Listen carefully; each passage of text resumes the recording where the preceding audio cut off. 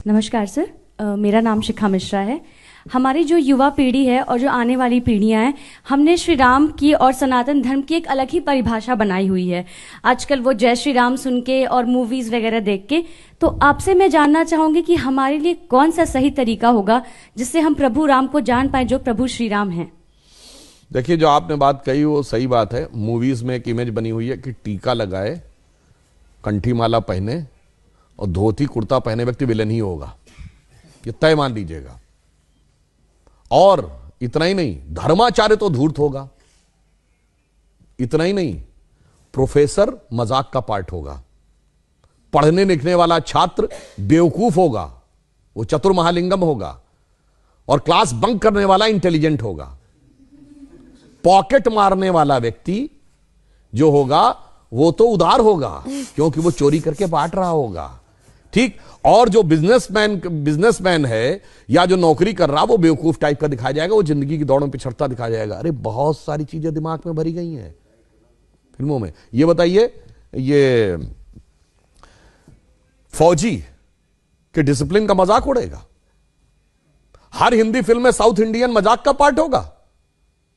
हम लोग के जन्म के आसपास के जमाने की फिल्म वो कौन सी थी, पड़ोसन, मास्टर पिल्लई, एक चतुर नार करके सिंगार, वो भी मजाक के पार्ट होंगे। और अभी इधर कौन सी फिल्म थी, इसमें खजाना खोजने के लिए जाते हैं, जिसमें वो कहता है कि गोवा तक पहुंचने के लिए कितना टाइम लगेगा। उसने कहा जब तक नाम बताऊंगा तो बता देगा, श्रीनिवास, वेंकटेश, फलाना, अय्यर, उसका ही मजाक। भाई ये क्या है, उत्तर दक्षिण में लड़ाना है। हर फिल्म में सरदार मजाक का पार्ट होगा।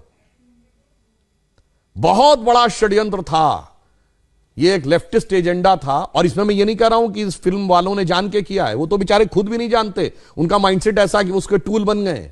तो नई पीढ़ी ने तो बहुत कुछ ऐसा ही देखा है और ये बड़े करीने से उसके दिमाग में बैठा दिया गया है। अरे भाई, हम लोग भी बच्चे थे तो ऐसी बात रहती थी, बाबा आ जाएगा, झोली बाबा पकड़ के ले जाएगा, तो मतलब वो दाढ़ी वाला बाबा ही झोली होगा। और मैं किसी के प्रति अवमानना नहीं करना चाहता, मगर एक बात बताइए, कभी किसी मौलवी को नेगेटिव रोल में दिखाया गया हो तो बताइए। इवन आतंकवाद वाली फिल्मों में भी उसको करेक्टर रोल में दिखाया जाएगा। यह सोचने की बात है। एक ही फिल्म में, अमिताभ बच्चन जी की फिल्म है 1970 के दशक की, जिसमें जब उनकी भाभी आती हैं और या मां अगर उनको प्रसाद देगी, मैं नहीं लेता ऐसा प्रसाद, मैं नहीं मानता ऐसे भगवान को जो गरीब का पेट नहीं भर सकता, उसी फिल्म में 786 का बिल्ला उनकी जान बचाता है और उसको यूं हाथ से लगा रखते। सोचिए कैसे दिमागों में चीजें भरी गई हैं। इसलिए मैं युवा पीढ़ी से कहूंगा, इस जगत प्रपंच से बाहर निकलिए और ओरिजिनल अपने टेक्स्ट पढ़िए। विवेकानंद का साहित्य पढ़िए, स्वामी राम तीर्थ का साहित्य पढ़िए, श्री अरविंदो का साहित्य पढ़िए। गांधी जी ने जो बातें बताएं, आप सब ने शनि की 7.5 वर्ड सुना होगा। ये 7.5 का मतलब क्या होता है? शनि एक राशि पे 2.5 साल रहता है और वो इतना शक्तिशाली, जिसे ढैया कहते हैं आप, एक उसकी इतना शक्तिशाली होता है कि एक राशि आगे और एक राशि पीछे तक इंपैक्ट रखता है। यानी कोई बहुत पावरफुल है तो उसका इंपैक्ट एक स्टेप आगे एक स्टेप पीछे, तो 2.5, 2.5, 2.5, 7.5। तो कहते हैं ना, पहली ढैया, दूसरी ढैया, तीसरी ढैया। 12 राशियां हैं तो टोटल कितना हुआ? 12 × 2.5, 30 ईयर्स। तो शनि का रोटेशन साइकिल 30 ईयर्स है। भगवान राम के भी तो 7.5 ही लगी थी, कहा था तो बन गए थे। तो 2.5 साल मतलब 30 साल का रोटेशन साइकिल शनि का है। ये तो हमें हजारों साल से पता था, इनको कब पता चला? अभी 100-200 साल पहले। और ये बताते हमको, यार हम साइंटिफिक थे, तुम नहीं थे। मेरे भाई, तुमने तो कहा सूर्य पृथ्वी के चारों ओर घूमता है। और मजे की बात जानते क्या है? गैलीलियो ने कहा 1633 में कि सूर्य पृथ्वी के चारों ओर घूमता है। यह गलत है, पृथ्वी सूर्य के चारों ओर घूमती है। तो उसको कह दिया गया कि तुम्हारी मौत की सजा दे दी जाएगी। उसने माफी मांगी, उसको अपराधी चर्च का घोषित किया गया। चर्च का अपराधी। और वो चर्च के अपराधी की श्रेणी में जानते कब तक रहा है? 1992 तक। पोप जॉन पॉल II ने उसका नाम हटवाया। वरना जिस जमाने में स्पेस में सैटेलाइट पहुंच गया, आदमी 69 में चांद पहुंच गया, और तब तक वो इस बात के लिए दोषी था। मगर कोई नहीं कहता उनसे कि आपके धर्म में कोई आपत्तिजनक बात लिखी हुई है, इसे हटाने की आवश्यकता है। मगर जहां सबसे साइंटिफिक बातें लिखी हैं, वहां पे लोग कहते हैं कि इसमें हटाने की आवश्यकता, उसको हटा। इस षड्यंत्र को समझना चाहिए। इस षड्यंत्र को आप भली भांति समझें तो आपको समझ में आएगा कि जो सभ्यता सर्वाधिक उदार है, उसी सभ्यता के साथ सबसे अधिक छल किया जाता है, जिसे हम कहना चाहेंगे आजादी का अमृतकाल है। तो हम कहते थे ना, हो गए हैं स्वप्न सब साकार, कैसे मान लें हम।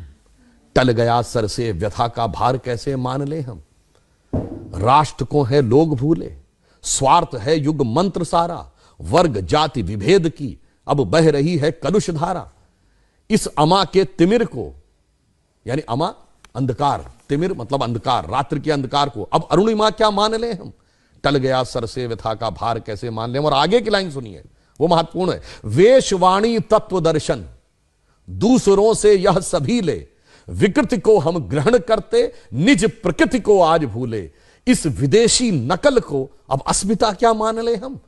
हो गए हैं स्वप्न सब साकार कैसे मान ले हम। इसीलिए मोदी जी ने क्या कहा है, अमृत काल के जो 5 प्रण हैं उनमें पहला है भारत को विकसित राष्ट्र बनाना है, दूसरा है गुलामी की मानसिकता के हर प्रभाव से अपने को मुक्त करना है, और तीसरा है अपनी विरासत पे गर्व करना है।